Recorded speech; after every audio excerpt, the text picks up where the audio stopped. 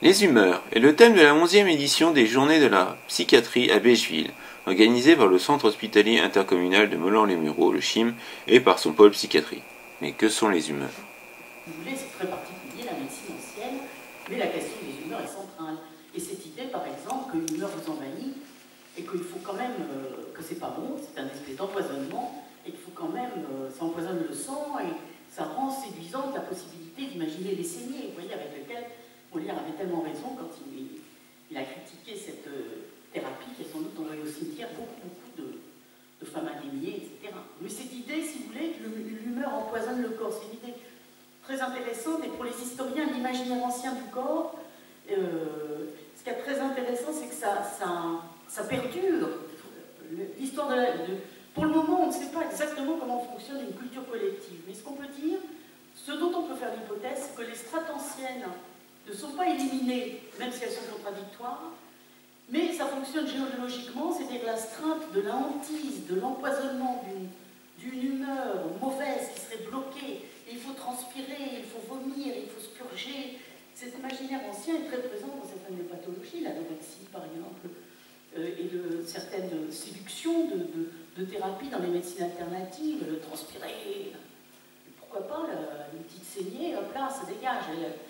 Et donc, vous voyez, les diarrhées, aller aux toilettes, sortir ce qu'il y a de mauvais dedans, c'est quelque chose qui concerne la question du mot humeur. L'humeur est à l'intérieur du corps, peut l'empoisonner.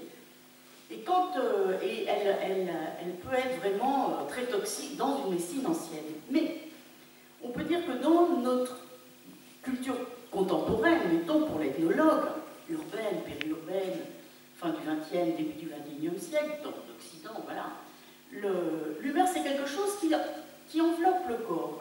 En haut, il y a peut-être, vous voyez, au-dessus du chapeau, de la couronne, certains ont peut-être des auréoles, des choses assez jolies au-dessus de la tête, les belles coiffures, les chapeaux de forme. Le haut de la tête porte l'image sociale revendiquée du sujet.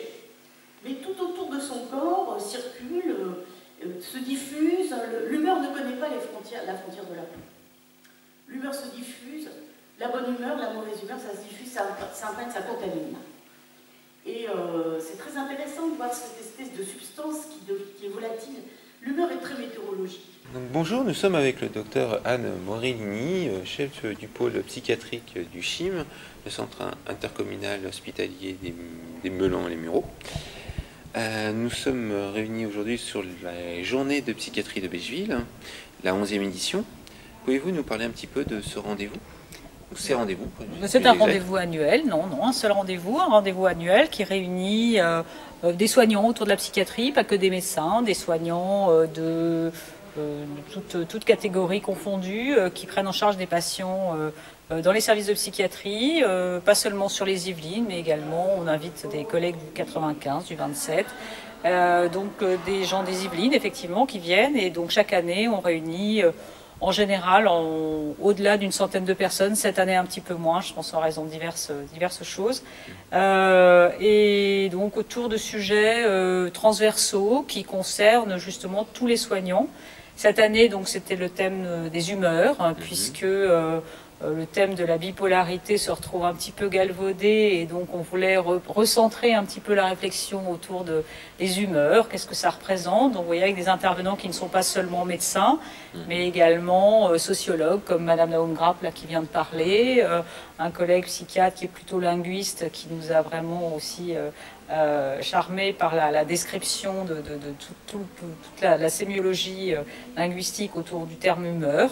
Voilà, donc c'est une réunion qui est aussi dans le but que les soignants se retrouvent, avec une convivialité, de se retrouver, et ça a aussi pour but aussi de faire vivre ce pôle de psychiatrie autour du CHIM, de manière à pouvoir avoir des contacts avec les autres collègues pour partager autour de diverses prises en charge. D'accord, très bien. Donc cette année, vous l'avez dit, le thème c'était les humeurs. Oui. Lors de la dernière intervention, parce qu'on va rebondir dessus, l'exemple de ce qui s'est passé cette semaine, enfin vendredi dernier, le lendemain, pourquoi c'était, un exemple aussi pertinent Parce que par rapport à cette journée, des humeurs, Bon, je est-ce pense que que vous pensez que comment dire, les humeurs changent en fonction de ce que les gens vivent c'est ce que vous avez essayé de faire comprendre ou passer? C'est tout à fait évident hein, que on a évoqué ce matin la notion d'émotion. Avec l'émotion, c'est ce qui se vit à l'intérieur, l'affect, c'est ce qui est à l'extérieur. Les gens ont vécu ces derniers jours des émotions très fortes. Et forcément, l'affect, donc l'humeur de ce qui se voit à l'extérieur n'était pas forcément à la joie. Madame Daumgrap a évoqué cela parce que elle évoquait la campagne, elle faisait une intervention avec les sociologues autour de humeur et alcool. On sait tous que l'alcool est bon parfois quand on est triste ou quand on est gai, ou pour être gai ou pour être triste. Et donc, elle évoquait la campagne Tous au bistrot qui a été faite dans la presse pour montrer que l'alcool pouvait avoir un côté rassembleur du collectif pour partager des moments de convivialité. Voilà. D'accord. Est-ce que d'autres, là on a les journées donc, de la psychiatrie, mais est-ce que d'autres journées, d'autres mobilisations seront prévues pour parler de ces thèmes ou d'autres thèmes d'ici l'année ou Alors, en ce qui concerne les thèmes de la psychiatrie, on a une journée annuelle, donc en général maintenant à peu près vers le mois de novembre, donc je vous donne rendez-vous en novembre 2016. Par contre, le CHIM organise bien évidemment d'autres manifestations, que ce soit autour de la douleur, autour de l'information du patient, autour de certaines pathologies. Donc évidemment, il y a des manifestations, je crois qu'il y en a une récemment du réseau Cancer et Ville Nord. Donc voilà, le CHIM organise bien évidemment beaucoup de manifestations autour d'autres thèmes. D'accord, très bien. Je vous remercie pour... Merci à vous.